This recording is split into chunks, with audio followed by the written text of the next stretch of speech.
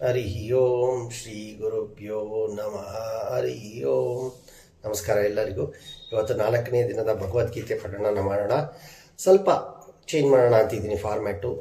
ಪ್ರತಿಯೊಂದು ಪದನೂ ಓದಕ್ಕೆ ಹೋಗಲ್ಲ, ಸ್ವಲ್ಪ ಸೊ ಎಷ್ಟು ಅರ್ಥ ಇದೆಯೋ ಅದನ್ನು ಹೇಳ್ತೀನಿ, ಮತ್ತು ನಾನು ಏನಾದರೂ ಇಂಟರ್ಪ್ರಿಟೇಷನ್ ಕೊಡೋಕ್ಕಾದರೆ ಕೊಡ್ತೀನಿ.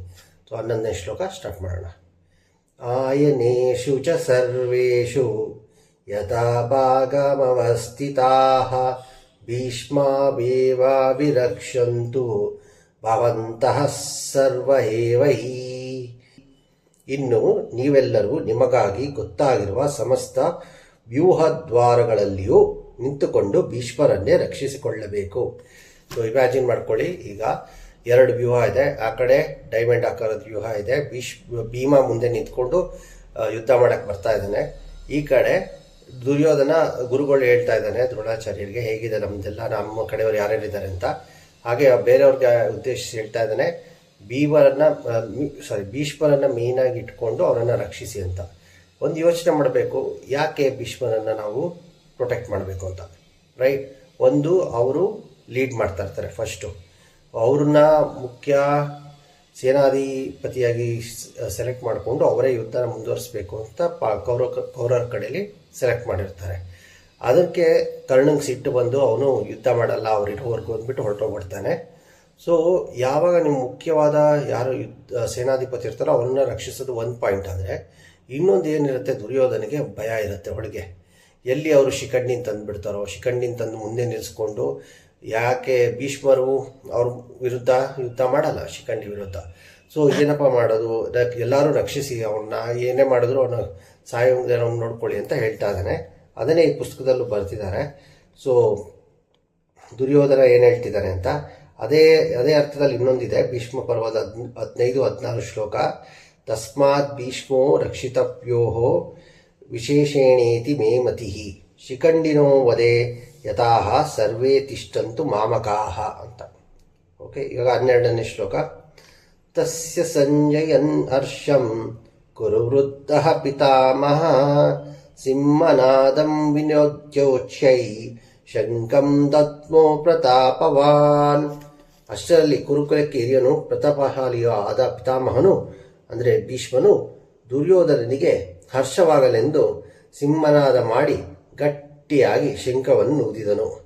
ಸೊ ಇವಾಗ ಭೀಷ್ಮರು ಕೇಳಿಸ್ಕೋತಾ ಇದ್ದಾರೆ ದ್ರೋಣಾಚಾರ್ಯ ಮತ್ತು ದುರ್ಯೋಧನ ಮಾತುಕತೆನ. ಈಗೇನು ಮಾಡ್ತಾರೆ ಅವರು, ಅವನು ಖುಷಿಯಾಗಲಿ ಅಂದರೆ ಎಲ್ಲರೂ ಎಕ್ಸೈಟ್ ಆಗಿರ್ತಾರೆ, ಯುದ್ಧ ಸ್ಟಾರ್ಟ್ ಆಗ್ತಿದೆ ಅಂತ. ನೀವು ಇಮ್ಯಾಜಿನ್ ಮಾಡ್ಕೋಬೇಕು, ಅಷ್ಟು ಜನ ನಿಂತಿದ್ದಾರೆ, ಯುದ್ಧ ಮಾಡಬೇಕು ಅಂತ.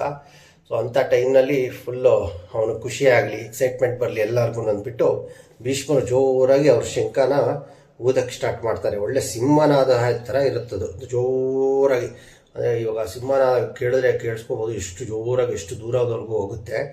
ಆ ಥರ ಅಷ್ಟು ಪ್ರಖರವಾಗಿತ್ತು ಆ ಶಂಖನಾದ. ಓಕೆ. ತತಃ ಶಂಕಾಶ್ಚ ಭೇರ್ಯಶ್ಚ ಪಣವಾನಕ ಗೋಮುಖಾಃ ಸಹಸ್ರೈವಾಪ್ಯ ಅನ್ಯಂತ ಸಹ ಶಬ್ದಸ್ತು ಮಲೋಭವತ್.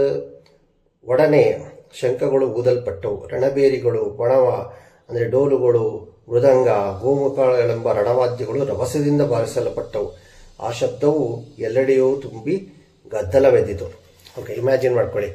ಈಗ ಎಲ್ಲರೂ ಹೆಂಗಿರುತ್ತೆ ಅಂದರೆ, ಯಾವಾಗಲೂ ಅಷ್ಟೇ, ಯುದ್ಧದಲ್ಲಿ ನೀವು ಮೂವೀಸಲ್ಲೂ ನೋಡಿರ್ಬೋದು, ಇದ್ರಲ್ಲಿ ನೋಡಿರ್ಬೋದು, ಎಲ್ಲರೂ ಎಕ್ಸೈಟ್ ಆಗಿಬಿಟ್ಟಿರ್ತಾರೆ. ಯಾವಾಗ ಒಬ್ಬ ಸ್ಟಾರ್ಟ್ ಮಾಡ್ತಾನೋ, ಏನಂತಾರೆ, ಬಿಲ್ಲು ಬಾಣ ಹೊಡೆಯೋದು ಅಥವಾ ಈ ಥರ ಸೌಂಡ್ ಮಾಡೋದು, ಎಲ್ಲರೂ ಸ್ಟಾರ್ಟ್ ಮಾಡಿಬಿಡ್ತಾರೆ. ಹಾಗೆ ಆಗಿದೆ ಈಗ. ಭೀಷ್ಮರು ಯಾವಾಗ ಸಿಂಹನಾದ ಥರ ಅವ್ರ ಶಂಖನ ಊದಿದ್ರು ತಕ್ಷಣವೇ ಬೇರೆಯವರೆಲ್ಲರೂ ಅವ್ರದ್ದು ಡೋಲು, ಮೃದಂಗ, ಗೋಮುಖ, ಹಾಗೆ ಏನೇನು ಥರ ವಾದ್ಯಗಳಿಗೆ ತೊಗೊಂಬಂದಿದ್ರು ಎಲ್ಲ ಹೋಗ್ತಾ ಇದ್ದಾರೆ. ಇದು ತುಂಬ ಇಂಪಾರ್ಟೆಂಟ್, ಎಕ್ಸೈಟ್ ಆಗೋಕ್ಕೆ ಈ ಯುದ್ಧದಲ್ಲಿ. ಎಸ್ಪೆಷಲಿ ಈ ಹ್ಯಾಂಡ್ ಟು ಹ್ಯಾಂಡ್ ಕಾಂಬ್ಯಾಟ್ ಥರ ಇದೆಯಲ್ಲ, ಆಗಿನ ಕಾಲದಲ್ಲಿ ಮಾಡ್ತಾ ಇದ್ರಲ್ಲ, ಕತ್ತಿ ಇಟ್ಕೊಂಡು ಯುದ್ಧ ಮಾಡೋದು, ಒಬ್ರಿಗೊಬ್ರು ಕುದುರೆ ಮೇಲಿಂದ ಬರೋದು, ಆನೆ ಮೇಲಿಂದ ಬರೋದು, this are all very important. ಅಂದರೆ ನಿಮಗೆ ಎಕ್ಸೈಟ್ಮೆಂಟ್ ಬೇಕೇ ಬೇಕು. ಅಂದರೆ like you have to go into a trance, ಯುದ್ಧದ ಟ್ರಾನ್ಸ್ಗೆ ಹೋಗ್ಬಿಟ್ಟು ನೀವು ಫೈಟ್ ಮಾಡಬೇಕಾಗುತ್ತೆ. ಎದುರ್ಕೊಳ್ಳೋಂಥ ಇದಿರಲ್ಲ, ಏನಂತಾರೆ, ಪ್ರಮೇಯ ಇರಲ್ಲ.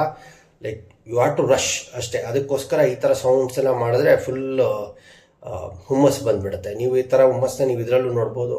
ನಮ್ಮ ಜಾತ್ರೆಗಳು ಅಥವಾ ದೇವ್ರನ್ನ ಕರ್ಕೊಂಡು ಹೋಗ್ತಾರಲ್ಲ ಬೀದಿಗಳಲ್ಲಿ, ಅವಾಗೆಲ್ಲ ಜಾಗಟೆ ಹೊಡಿತಾರೆ, ಈ ಟಮಟೆಗಳು ಹೊಡಿತಾರೆ. ಎಷ್ಟು ಇರುತ್ತೆ ಟ್ರಾನ್ಸ್ ಅಂದರೆ ಟಕ್ಕ ಟಕ್ಕ ಟಕ್ಕ ಟಕ್ಕ ಹೊಡಿತಾ ಇರ್ತಾರೆ. ಕುಣಿದು ಸಾಕಾಗಬೇಕು ನಿಮಗೆ, ಹಾಗಿರುತ್ತೆ ಅದು. ಆ್ಯಕ್ಚುಲಿ ಮಾಡಿದವ್ರಿಗೆ ಗೊತ್ತದು ಯಾವ ಥರ ಇರುತ್ತೆ ಅಂತ ಎಕ್ಸೈಟ್ಮೆಂಟು. ಹೇಳೋದಕ್ಕಿಂತ ಹೇಳ್ತಾರಲ್ಲ, ಸಕ್ಕರೆ ತಿಂದವ್ರಿಗೆ ಗೊತ್ತು ಅದ್ರ ರುಚಿ ಅಂತ, ಹಂಗೆ ಆ ಥರ ಅಲ್ಲಿಗೆ ಹೋಗಿ ಅದು ಆ ಸೌಂಡ್ ಕೇಳಿಸ್ಕೊಂಡು ಡ್ಯಾನ್ಸ್ ಮಾಡಿದವ್ರಿಗೆ ಅದ್ರ ಮಜಾ ಗೊತ್ತು. ಹಾಗೆಯೇ ಇದು ಯುದ್ಧರಂಗ. ಎಲ್ಲರೂ ಇವಾಗ ಶಂಖ, ಜಾಗಟೆ, ಮೃದಂಗ, ಗೋಮುಖ ಎಲ್ಲ ಬಾರಿಸ್ತಾ ಇದ್ದಾರೆ. So it's a very electrifying environment ಇದು. ಓಕೆ, ಇವತ್ತಿಗೆ ಎಷ್ಟು ನಿಲ್ಲಿಸೋಣ, ನಾಳೆ ಮುಂದಿನ ಶ್ಲೋಕದಿಂದ ಶುರು ಮಾಡೋಣ. Thank you very much. ದಯವಿಟ್ಟು ಲೈಕ್ ಮಾಡಿ, ಸಬ್ಸ್ಕ್ರೈಬ್ ಮಾಡಿ, ಶೇರ್ ಮಾಡಿ. ಏನಾದರೂ ಇಂಪ್ರೂವ್ಮೆಂಟ್ ಸಜೆಷನ್ ಮಾಡೋದಾದರೆ ಕಾಮೆಂಟ್ ಮಾಡಿ ತಿಳಿಸಿ. Thank you.